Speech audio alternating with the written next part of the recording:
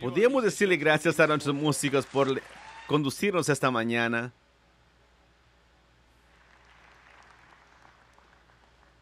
Una de las cosas que todavía no he aprendido es cómo quitarme la máscara con el micrófono alrededor de mis oídos. Pero bienvenidos a todos. ¡Qué desastre! ¿Algún día has dicho esas palabras, no? Sin saber, simplemente que te salieron de ti. Yo siento que a veces mi esposa y yo, después de que estamos en un cuarto, cuando nuestros hijos han estado en lugares, son las palabras que salen de nuestra palabra. ¡Qué desastre! ¡Qué desorden! Y estaba pensando esta semana, conforme estábamos viendo nuestro mundo el día de hoy, podía decir eso en muchos lugares, que te das cuenta que casi 2 años de nuestra batalla en contra de la pandemia, que nuestro país todavía tiene divisiones, la gente todavía está en desacuerdo. Aquí está la mejor manera. ¡Qué desastre! ¡Qué lío! Si te das cuenta, la división política, en la polarización alrededor de nuestro mundo, en donde hay más división y más división. ¡Qué lío! Vemos alrededor de nuestro mundo, partes de nuestro mundo que están siendo parte de nuestros gobiernos corruptos, y áreas vulnerables no se están cuidando, y lugares que están desestabilizados. ¡Qué desastre! Para ser sinceros, no tenemos que ver tan lejos al mundo para ver el desastre, sí. Tenemos un desacuerdo con un amigo que a veces ha estado muy cercano por años y de repente ya no estás hablándote con él mismo. Hay un desacuerdo o malentendido en tu familia, y parece que se amplifica a un punto donde la familia ya no se habla a sí mismo entre sí.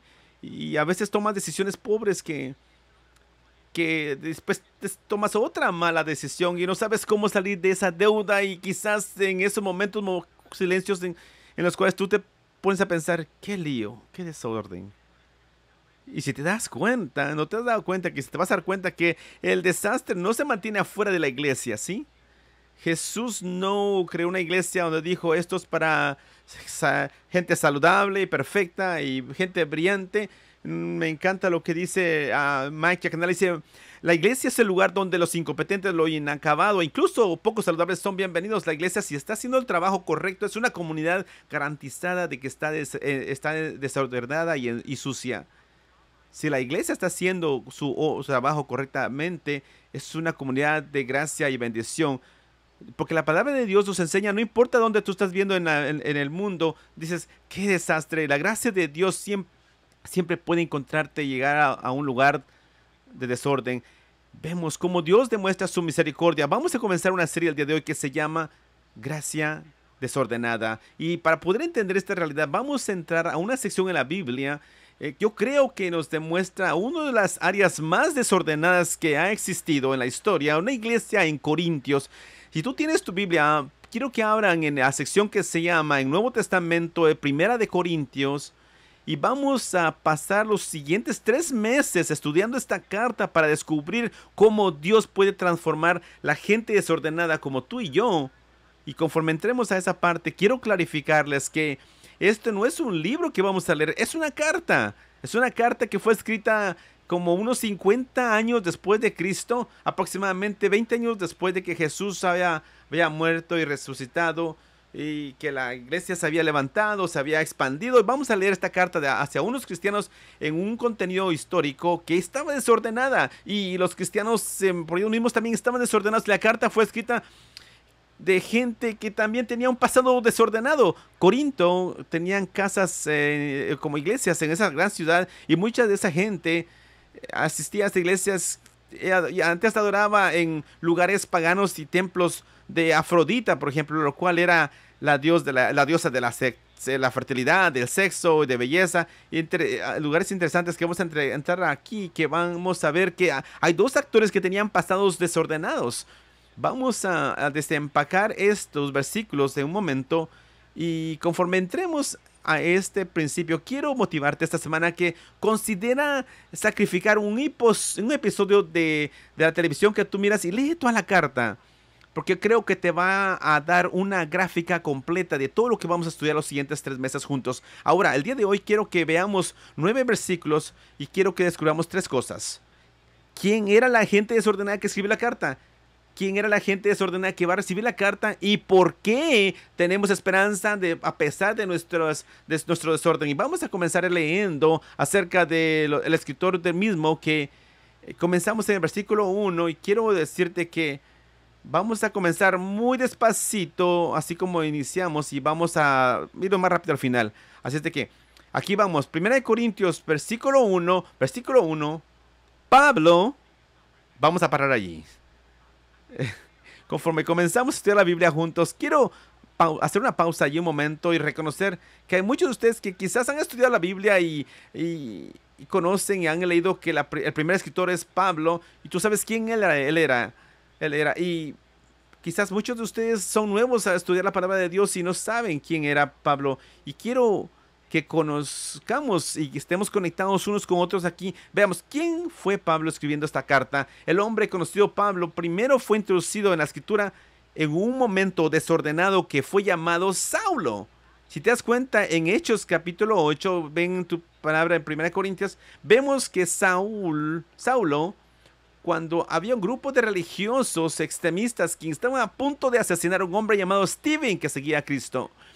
Y Saulo estaba allí, y esto es lo que dice Hechos 1, y Saulo estaba allí dando la aprobación de su muerte. En otras palabras, Saulo estaba ahí apoyando la muerte, el asesinato de Stephen, porque en la mente de Saulo, los rabís estaban distorsionando la palabra de Dios. Era tan irradical que estaban exterminando a la gente que seguía a Cristo. Veamos unos versículos más adelante y dice: Saulo, por su parte, causaba estragos en la iglesia, entrando de casa en casa, arrastraba a los hombres y mujeres y los metía en la cárcel. Y veamos, 1 Corintios 1:1, ¿quién era Pablo? Era uno de los una de las grandes amenazas de aquellos que seguían a Cristo en las primeras décadas de la cristiandad. Y además, sin embargo, Cristo tenía un plan para ese hombre violento, enemigo de la iglesia. Y lo que vamos a ver en estas series es de que Dios es capaz de bendecir a pesar de tu desorden. Dios no miró a Pablo y dijo: oh, qué desorden. Y Pablo mira a Pablo y dice: ese es alguien que yo quiero bendecir. Así de que lo que pasa es de que Pablo o Saulo es llamado, es la segunda palabra aquí, llamado a un hombre desordenado como Saulo, que fuera tocar un papel importante en la historia de Dios. Y si nos vamos de un capítulo hacia adelante en Hechos 8:9, Saulo seguía todavía asesinando a aquellos que seguían a Jesús y a los discípulos. Pero conforme él estaba en camino hacia Damasco, algo cayó del cielo como un relámpago y una voz que le dijo: Saulo, Saulo, ¿por qué me persigues? ¿Quién eres, Señor?, preguntó Saulo. Yo soy Jesús a quien tú persigues, le contestó la voz. O sea, Jesús resucitado le habla y le dice: tengo un trabajo para ti. Ahora ve, levántate, ve a la ciudad y y te van a decir qué es lo que tienes que hacer. Desde ese momento, Pablo fue llamado. ¿Para qué fue llamado? Él fue llamado para ser un apóstol de Cristo Jesús. Un apóstol viene la palabra de apóstolos, que significa alguien que es enviado. Nosotros hemos sido enviados en misiones para Jesús.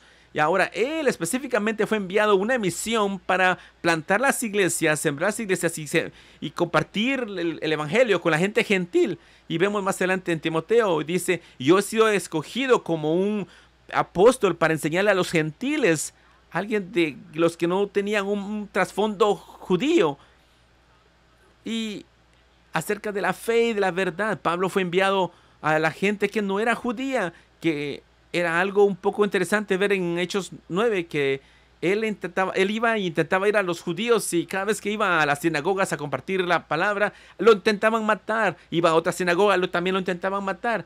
Y así de que iba a cada iglesia, hasta que un día él dijo: no, tengo que ir a Tarsis y dejar a los judíos tranquilos por un tiempo. Así de que él se va en un trabajo misionero, a trabajar con los gentiles a esas ciudades, y entra al centro de esas poblaciones donde, por ejemplo, Atenas, y él comienza iglesias en esos lugares y comparte las buenas noticias. Veamos en el 18:1 que dice: después de esto, Pablo se marchó de Atenas y se fue a Corinto a comenzar una iglesia allí. Ahora, no era tan fácil para cuando él llegó, porque cuando llegó a la primera sinagoga nadie le escuchaba. Así es de que Lucas, en el libro de Hechos, él comenzó en una casa predicándolo a los gentiles, y la gente empezó a creer a Jesús y seguir a Jesús.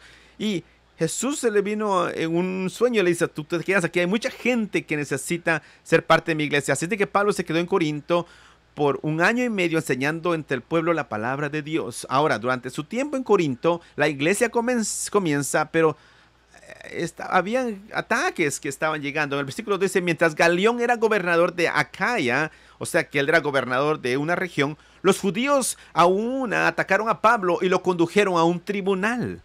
Este hombre, denunciaron ellos, anda persuadiendo a la gente a adorar a Dios de una manera que va en contra de nuestra ley.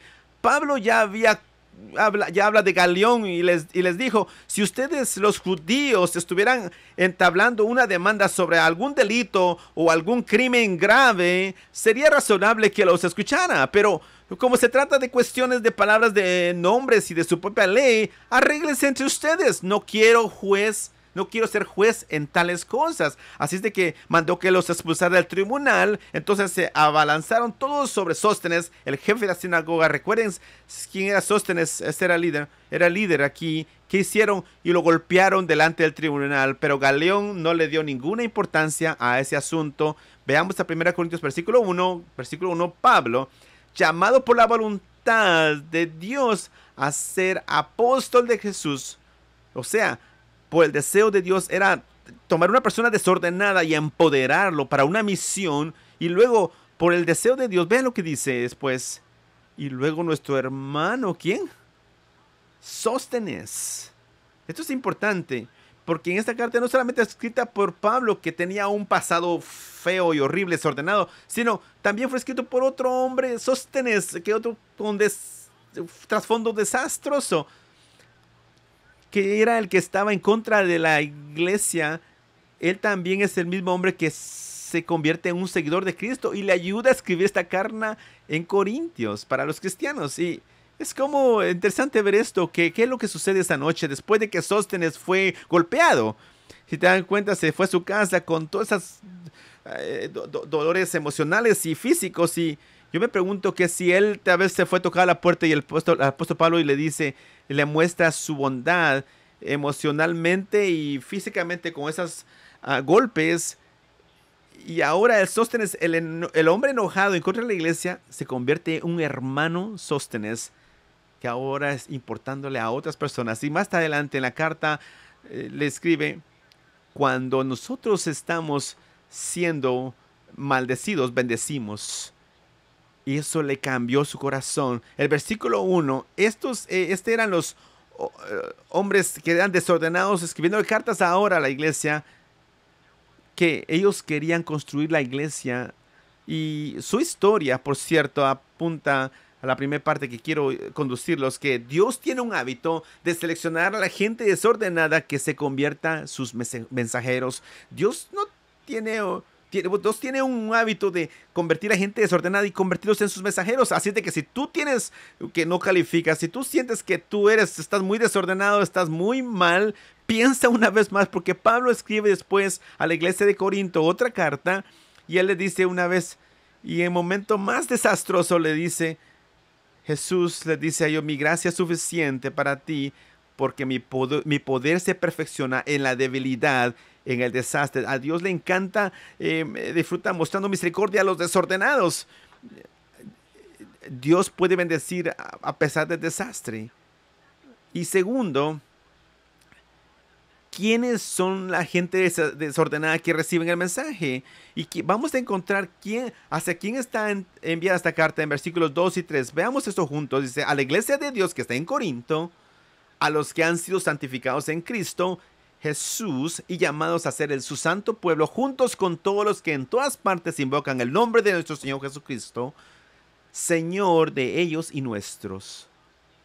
Pablo y Sóstenes le dice que están escribiéndole a dos lectores y captan esto. El primero, la iglesia de Dios en Corinto, específicamente un grupo de gente que estaban quizás unidos en una casa, en una iglesia, pero también está escrita para todos aquellos que se le llaman en el nombre de Jesús, que estaban en todas partes. O sea, estamos a punto de escuchar esto, que digamos que tomas el teléfono y a punto de llamar a Sóstenes y a la gente en Corintos, y cosas que se pueden aprender de cristianos de diferentes partes, pero tienes que saber que la iglesia en Corinto estaba muy desordenados por ellos mismos. Era una ciudad única que era un lugar como puerto en el Imperio Romano, que esa ciudad había sido demolida y muchos emperadores empezaron a reconstruirlo. Vamos a comprender un poquito más acerca de este trasfondo y se dan cuenta que muchos embarcaciones pasaban por allí y tenían una reputación única. Y el filósofo Aristóteles, que quizás algunos de ustedes lo van a escuchar, que él hizo una nueva palabra que se llama corintiazo, o sea, actuar como un Corinthian. O sea, una manera premiscua y escandalosa o desordenada, porque muchas cosas desordenadas pasaban en esa ciudad. Muchos de los estudiantes de la Biblia comparan el Corinto antiguo como el día de hoy, como decir Los Ángeles o Las Vegas. No porque tenemos grandes equipos de deportes o porque tenían deportes allí en Corinto. No, por las áreas oscuras que pasaban y que suceden detrás de escenas. Y aquí hay algo que quiero que sepan. Las cosas más desordenadas que vamos a leer en esta carta no está hablando acerca de embarcadores, sino que vamos a ver las descripciones de la descripción de una iglesia. Quiero describirles y darles un preámbulo de esto y lo que estaba pasando en la iglesia de Corinto. Primero, la gente en la iglesia estaba emborrachándose durante la Santa Cena. La gente en la iglesia estaban visitando otras iglesias paganas y haciendo prácticas sexuales que no eran correctas. Y, por ejemplo, una persona estaba teniendo relaciones con su suegra. Era una iglesia que estaba dividida y acciones completamente en contra de la cultura. Y estaban escogiendo a ciertos líderes que querían seguir, gente que estaban demandándose uno al otro dentro de la iglesia, y gentes en las iglesias que estaban enseñando cosas donde no había resurrección para nada. O sea, no había lógica si seguían a Jesús, que era nuestro Salvador. Y cuando se unían para adorar, y Pablo decía que se daban cuenta que no se hablaban uno al otro, cosas que se estaban enseñando porque estaban juzgándose y criticándose uno al otro. Él no hablaba a gente fuera de la iglesia que no quería nada que ver con Cristo. Era gente que estaba ya perdonada, que eran parte de Cristo. El Espíritu Santo los estaba empoderando. Y este era el desorden que estaban ellos viviendo. Y esto es lo más interesante, que estaba Pablo prácticamente dirigiéndose, que ellos no tenían ningún problema con eso. Estaban orgullosos de esto. Y Pablo le dice en el capítulo 5, dice: ¿y de eso se enorgullecen ustedes? ¿No deberían más bien haberse lamentado de lo sucedido? ¡Qué desorden! Mas, sin embargo, ¿qué es lo que le decía Pablo acerca de este grupo de cristianos en Corinto? Aquellos que están santificados en Cristo Jesús, llamados por su gente santa. Y la gente no me suena nada santa. Santa gente, por la palabra griega, significa hagias, que puede ser traducida a los santos. Son llamados a ser santos. Se miraban ellos desordenados, pero si tú estudias y te das cuenta que estaban todos arruinados, ¿por qué Pablo y Sóstenes le estaba llamando a ellos santificados? ¿Por qué decía esto? Amigos, de nuevo, esto va al entender tu identidad verdadera. Si tú sigues a Jesús, ¿estaban ellos santificados por sus propios actos? No, estaban santificados en Cristo. ¿Por qué? Por lo que hizo Cristo, porque Cristo había hecho. En otras palabras, amigos, hay una diferencia muy clara entre tu posición en Cristo y tu práctica en la vida real. Hay una diferencia entre tu manera de cómo tú sigues a Jesús por lo que Él ha hecho y frecuentemente basado en lo que tú haces. Hay una gran brecha en estas dos cosas. Y hay algo que significa este desorden. Es posible que para ti ser un hijo de Dios, santo por Jesús, y a la misma vez comportándote en una manera desordenada. Tú eres santo, pero tú no actúas como tal. Ni tampoco yo, ni tampoco esa iglesia tampoco lo estaba haciendo. Y más sin embargo, lo que Pablo y Sóstenes estaba diciendo, que ellos estaban diciendo que estaban santificados, habían sido parte de una santificación por Cristo. El comportamiento necesitaba ser cambiado, pero ellos ya estaban en un proceso de ser nuevos y ser transformados por Cristo. Yo quiero hacer una pausa un momento y quiero desempacar esto, y a veces no siempre hablamos de esta realidad.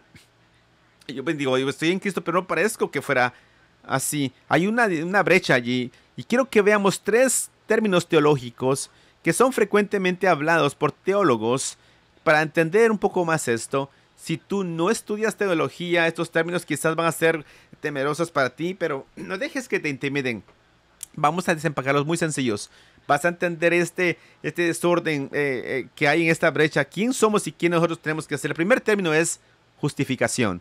Justificación está hablando acerca de una vez, un evento que sucedió cuando tú le pides a Jesús que te perdone y que seas salvo por él. Quizás tienes 7 años o 17 años o este año pasado cuando tú dijiste, Señor, perdóname mis pecados, no por las cosas que yo hago, pero por lo que Jesús hizo. Y Pablo le escribió a la iglesia de Corinto, a los romanos, y dice, por lo tanto hemos sido justificados a través de la fe, no a través de nuestras obras. Tenemos paz en Cristo a través de nuestro Señor Jesucristo. Y el momento cuando tú eres justificado, Dios declara que estás perdonado, eres adoptado en su familia, eres santo. O sea, ahora tienes un propósito especial en este mundo, estás apartado por el sacrificio de Jesús. No te lo ganaste, no te lo mereces, no te lo obtienes porque fuiste a la iglesia muy frecuentemente, por las oraciones que hacen. No, me encanta lo que dice Pablo, es por la gracia. Ustedes han sido salvados mediante la fe. Esto no procede de ustedes, sino es un regalo de Dios, no por obras para que nadie se jacte. Esa es justificación. Ahora, después de que eres justificado, tú solamente eres salvo, pero ahora eres un hijo de Dios. Nada te lo puede quitar, pero ahora comienzas a hacer un caminar que te va a transformar para ser como Jesús. Y la segunda palabra de ese caminar se llama santificación. Aunque tú eres santo en los ojos de Dios, hay una batalla en el pecado que continúa dentro de ti. Y Dios quiere tener cada parte de tu vida, quiere cada parte de tu ser para que sea transformado. Y ese es un proceso. Y te voy a hacer saber que si no has escuchado esto antes, este proceso va a continuar por el resto de tu vida y tú no vas a llegar en esta vida. Pablo, el apóstol Pablo escribe y dice, no es que yo lo haya conseguido todo o que ya sea perfecto. Esto es Pablo. Él está escribiendo estas cartas a las iglesias y dice, sin embargo, sigo adelante esperando alcanzar aquello para lo cual Cristo Jesús me alcanzó a mí. Cristo Jesús me sostuvo cuando Él murió en la cruz del Calvario. Estoy justificado, pero ahora estoy continuando el proceso en el cual voy a ser santificado. Tengo un papel que hacer en este mundo. Y vea lo que dice la iglesia, que Dios mismo, el Dios de paz, lo santifique por completo. No solamente parte de ustedes, quiero toda parte de su vida que sea como Cristo. Un profesor que yo tuve una vez describió eso, que nuestras vidas es como una cebolla, que Dios trabaja en maneras que nos empiezan a salvar, a limpiar y nos quita una capa y sale otra capa. Y Dios quiere sanar y limpiar y guiarnos, y luego hay otra capa y más y más. Y mi opinión personal, mientras más sigues a Jesús, yo no creo que vas a estar sorprendido de que ahora estoy más arruinado que como pensé, como estaba al principio. Si esa es tu experiencia, bienvenidos a la santificación. Y debes de saber que este es un proceso que tú no solamente te sientas y veas pasivamente, esperar y digas, espero que funcione hoy, Dios. No, tú tienes un papel que desempeñar. Vean Filipenses capítulo 2, dice, lleven a cabo su salvación con temor y temblor, pues Dios es quien produce en ustedes tanto el querer como el hacer para que se cumpla su buena voluntad. Tú no te lo ganaste, no te ganaste la salvación, tú no lo mereces. Pero una vez que tu salvación es dada hacia ti como regalo, tú puedes trabajarla. Es como ser Jesús en el gimnasio, que se te fue dada la salvación. Ahora yo voy a ejercitarla. ¿Cómo? Obedeciendo, siguiendo el mandato de Jesús, de dejar ser guiados por el Espíritu Santo, no por tus deseos. Y esto depende en mí. Y vean una vez más, tú vas a trabajar, pero Dios trabaja en ti. En otras palabras, tú simplemente estás afiliándote con Dios en este proceso de transformación. Y eso es lo que nosotros llamamos santificación. Y vamos a ir a través del resto de nuestra vida hasta que finalmente lleguemos a lo que se llama glorificación. La glorificación es la realidad de que un día, ya sea el día que tú mueras o el día que Jesús regrese, tú vas a encontrar finalmente ser libre y finalmente vas a ser perfeccionado, lleno de amor, de bondad, de paz, como Cristo. El apóstol Pablo dice: queridos hermanos, ahora somos hijos de Dios, hemos sido justificados, pero todavía no se ha manifestado lo que hemos de ser. En otras palabras, todavía el proceso no ha terminado. Sabemos, sin embargo, que cuando Cristo venga seremos semejantes a Él, porque le veremos tal como Él es. Y en caso tú alguna vez pensaste: oh, yo creo que tengo mucho trabajo que hacer, yo no sé si voy a llegar a ese momento en el cual al fin va a terminar ese trabajo en mí. Me encanta lo que dice Pablo. Dice: si estás preguntándote si Dios va a terminar el trabajo, dice: estoy convencido de esto, que el que comenzó tan buena obra en ustedes la hará y la irá perfeccionando hasta el día en que Cristo Jesús venga. Él va a terminar ese trabajo. Ahora, si tú entiendes la justificación, santificación y glorificación, estas tres etapas, vas a entender cómo los cristianos en Corinto podían ser santos en posición y a la misma vez no todavía santos en la práctica. Ellos estaban en proceso de transformación. En otras palabras, ellos no habían llegado a vivir a quien ellos realmente tenían que ser.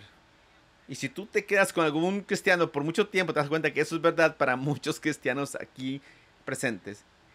Porque el estado obvio de proceso de santificación en medio, esa parte es desordenada. Viviendo en medio es ser perdonado y llegar a ser como Cristo es desordenado. Es un proceso largo que a veces se siente que demasiado lento y que como que das 2 pasos hacia adelante y 3 hacia atrás y quisieras que fuera diferente. Como dice este escritor, dice que la santificación aún cierta no es repentina, que eso nos pasa a nosotros, pero nos recuerda que momento por momento, hora por hora, día por día, semana por semana, mes por mes, año por año, ese proceso de transformación, esa lucha quiere trabajar Dios para que tú realmente llegues a ser quien tienes que ser. Y que nos lleva a la segunda verdad que los quiero conducir, y es esta: en medio de ese desorden, no dejes que tu desorden te defina, permite que Dios te redefina. No dejes que el desorden en el cual tú estás ahorita, en vez de eso, convierte ese desorden hacia Dios y dile: Señor, tú enseñas misericordia en el desorden, úsame, transfórmame y escoge ser obediente. Y Pablo dice: si nosotros estamos viviendo ahora por el Espíritu Santo, dejemos que el Espíritu Santo nos guíe en cada parte de nuestra vida, no por mis deseos, no por el deseo de vengarme, por los apetitos carnales, sino por seguir al Espíritu Santo que te guíe y que seas transformado. Y amigos, si tú te preguntas: yo me siento tan vacío y cansado, yo tengo lo que se necesita para poder hacerla, quiero que vean esto. Vean al versículo 3 ahora, en 1 Corintios 1, y dice que Dios nuestro Padre y el Señor Jesucristo les conceda gracia y paz. ¿Saben que el proceso que se usa en el proceso de santificación es gracia? Un amor inmerecido que nunca para, siendo depositada en tu corazón. Y paz. Si tú quieres encontrar realmente paz, es cuando aceptas la gracia de Dios. Y solamente es por la gracia de Dios que tú vas a ser transformado. O sea, solamente a través de eso, gracia y paz a ti, de Dios nuestro Padre, que el Señor Jesucristo,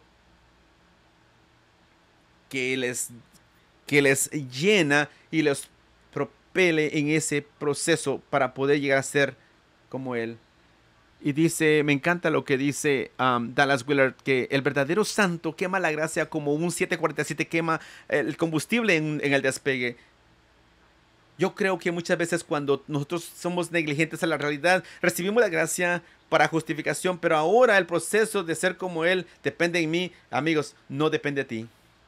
Y cuando empiezas a vivir de esa manera, empiezas a ser egocéntrico y empiezas a empujar a otras personas alrededor de ti para encontrar la gracia. Como dice Mike Yacanele, dice: nada en la iglesia hace que la gente en la iglesia se enoje más que la gracia. Es irónico, nos topamos con una fiesta a la que no fuimos invitados y encontramos a los no invitados de pie en la puerta, asegurándose de que ningún otro no invitado entre. Ocurre un fenómeno extraño: tan pronto como somos incluidos en la fiesta por el amor irresponsable de Jesús, decidimos hacer que la gracia sea más responsable, convirtiéndonos en monitores del reino, autoproclamándonos, protegiendo el reino de Dios, manteniendo afuera a la chusma, que según tengo entendido, a quienes se supone que incluye en el reino de Dios. Pero estos escritores desordenados, Pablo y Sóstenes, estaban escribiendo a la gente desordenada en Corinto, diciendo: hey, gracia, continúa siendo el centro en la mesa, lo cual nos conduce al último versículo que vamos a ver el día de hoy.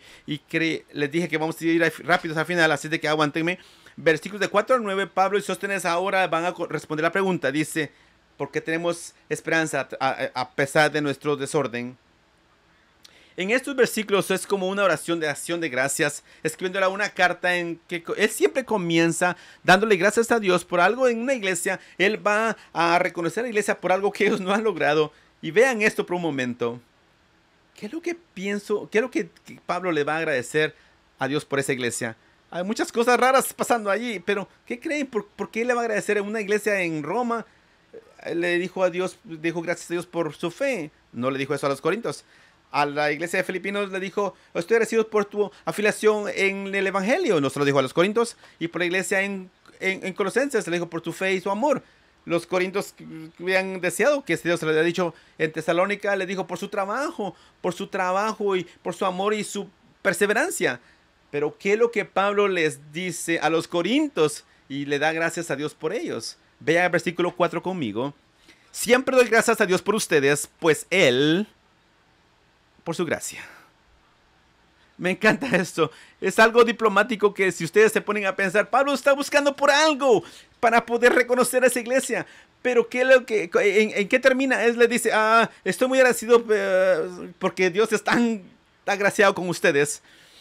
Y no está reconociéndose a ellos, él está reconociendo a Dios por ser tan paciente y amable con ellos. Es como un padre que va a su casa al final del día a un niño desobediente y lo está poniendo en su cama después de que ese niño ha sido desrespetuoso y desobediente todo el día. Y el papá se le queda viendo al hijo y le dice: Jack, yo estoy muy agradecido por tu mamá siendo tan paciente contigo. Y yo estoy muy agradecido porque tu mami te bañó y te puso en tu camita. Estoy muy agradecido porque tienes una gran mamá. Y no está reconociendo a Jack, está reconociendo a la mamá de Jack, lo mismo que está haciendo el apóstol Pablo. Y dice: yo siempre le doy gracias a Dios por su gracia que ha sido dada para ustedes. Y, amigos, esto es tan importante. De nuevo, la gracia se está dando a gente desordenada y arruinada como Corinto, como tú y como yo. Esa es la cosa que Pablo estaba diciendo genuinamente. Y dice a este grupo de gente, en otras palabras, la iglesia no tenía nada de ser orgullosa. Y si siguen leyendo la iglesia, piensan que están orgullosos de su auditor por sus habilidades de oratoria o cualquier otra habilidad que ellos tenían, o por regalos por los dones espirituales. No, Pablo no niega ninguna de esas cosas, pero él le recuerda de dónde viene todo eso. Y vemos en el versículo 6, dice: unidos en Cristo, ustedes se han llenado de toda riqueza. O sea, tenían ellos varias dones, pero dice: así se ha confirmado en ustedes nuestro testimonio acerca de Cristo. De modo que no les falta ningún don espiritual mientras esperan con ansias que se manifieste nuestro Señor Jesucristo. Él los mantendrá, dice, Él los mantendrá firmes hasta el fin, para que sean irreprochables en el día de nuestro Señor Jesucristo. En otras palabras, Pablo se siente seguro y esperanza por esta iglesia, porque él cree que aún en ese lugar de santificación desordenado, su posición en la vida, su posición en Cristo, nada puede cambiar esto. Y Pablo está seguro de que Jesús va a prepararlos hasta el final, que se mire increíble en ese momento. Pablo cree que ellos van a ser sin falta algún día, lo que nos conduce a la tercera verdad. Y cree que podemos encontrar verdad en este desorden. En el fin, Dios va a cambiar tu desorden en una obra maestra. A veces vemos en unas familias, a veces vemos ese desorden dentro de ti en una obra maestra. Y aquí vemos por qué. ¿Por qué vemos esa fe? ¿Por qué vemos esa esperanza? ¿Por tu trabajo? ¿Porque los corintios se encontraron y se dieron cuenta cómo ser fieles? No, versículo 9. Es porque Dios es fiel. Dios y su fidelidad, es por eso que tenemos esperanza. Y Dios es fiel. Me encanta esto que dice, que nos quien nos ha llamado, así como también Pablo fue llamado en su momento desordenado, así como a Sóstenes, así como les dijo a los corintios, tú eres llamado para un gran propósito, aunque tú tengas problemas teológicos o éticos, hay muchas cosas que tienes que arreglar, pero has sido llamado en una relación con su Hijo Jesús, nuestro Señor. Me encanta esto, que aunque estés desordenado, Él todavía es nuestro Señor. Él todavía es el Señor de gente desordenada. Jesús.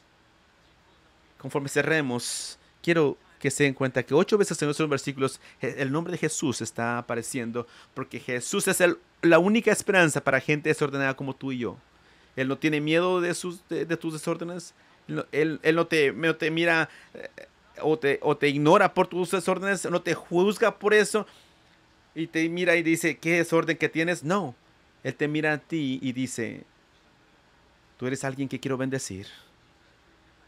Y Jesús lo comprobó yendo a la cruz, el lugar más desordenado en la historia humana, que murió por nuestros pecados.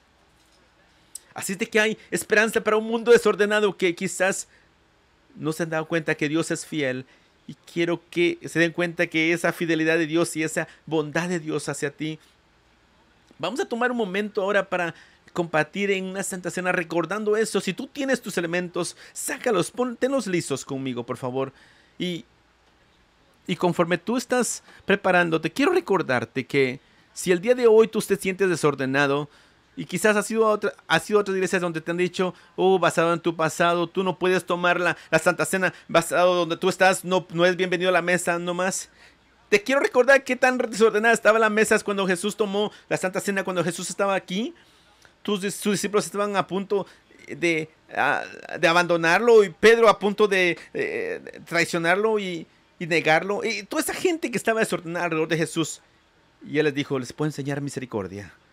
Y Él sostuvo el pan en sus manos. Dijo, este es mi cuerpo, cómanlo en memoria de mí. Puedan tomar el pan, por favor. Y de la misma manera, después de la cena, Jesús tomó la copa y dijo, esta copa es mi sangre derramada por el perdón de sus pecados.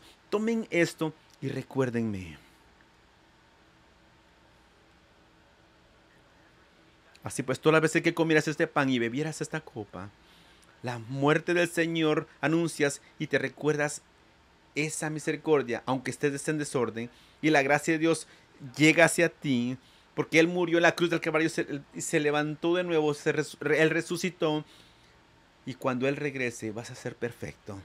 Ora conmigo. Señor, te doy gracias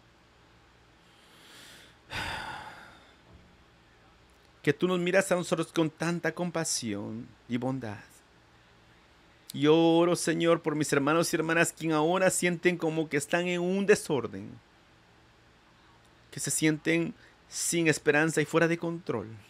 Señor, llévales gracia y que tu paz, Señor, fluya dentro de ellos.